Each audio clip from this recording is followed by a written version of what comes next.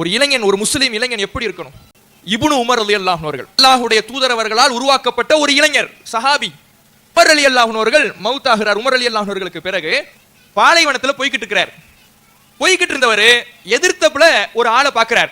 பார்த்த உடனே இவர் போன வாகனத்திலிருந்து, இவர் போன ஒட்டகத்திலிருந்து இவர் கீழே இறங்கிறார். கீழே இறங்கி நின்னுகிட்டு இருந்தவரை ஒட்டகத்துல ஏத்திக்கிறார். இவர் பாலைவனத்துல எப்படி வெயில் அடிக்கும், உச்சந்தலையை சுட்டரிக்கும். இவர் தலைப்பாகை போட்டிருக்கிறார். வாகனத்துல ஏத்துனார்ல, அவர் தலையில இந்த தலைப்பாகை போட்டு நீங்க போட்டுங்க, வெயிலில் இருந்து நீங்க தப்பிச்சீங்கன்னு கொடுக்கிறார். சுத்தி இருந்த மக்கள் எல்லாம் கேட்கிறாங்க, இப்னு உமர் அவர்களே, இவ்வளவு கண்ணியப்படுத்துறீங்களா, இவ்வளவு மரியாதை செய்றீங்களே, அவர் ரொம்ப முக்கியமான ஆளோ, யார் அவரு அப்படின்னு கேட்கிறாங்க. அப்ப அவர் சொல்றாரு, ஒரு இளைஞனை பாருங்கள், நபிகள் நாயகம் ஸல்லல்லாஹு அலைஹி வஸல்லம் அவர்கள் உருவாக்கிய இளைஞர்கள் இப்படித்தான் இருக்க வேண்டும் என்பதற்கு எடுத்துக்காட்டாக இப்னு உமர் ரலியல்லாஹு அன்ஹு அவர்கள் இருக்கிறார்கள். அவர் வேற யாரும் இல்ல, அவருடைய தகப்பனாரும் என்னுடைய தகப்பனார் உமரும் ஃப்ரெண்ட்ஸ். அவங்க ரெண்டு பேரும் தெரிஞ்சவங்க, சிநேகிதர்கள்.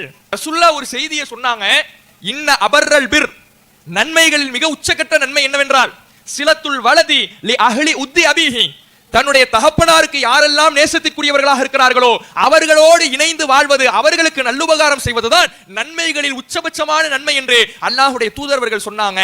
அதனாலதான் நான் இறங்கிக்கிட்டு அவருக்கு வாகனத்தை கொடுத்தேன், என்னுடைய தலைப்பாகை அவருக்கு கொடுத்து கண்ணியப்படுத்தினேன் என்று இப்னு உமர் ரலியல்லாஹு அன்ஹு அவர்கள் சொல்லுகிறார். என்றால் இவர்தான் பொறுப்புள்ள இளைஞர். தன்னுடைய தகப்பனாருக்கு தெரிந்தவர்களுக்கு இவ்வளவு கண்ணியப்படுத்தினார்னா தகப்பனாருக்கு எவ்வளவு கண்ணியப்படுத்தியிருப்பார்?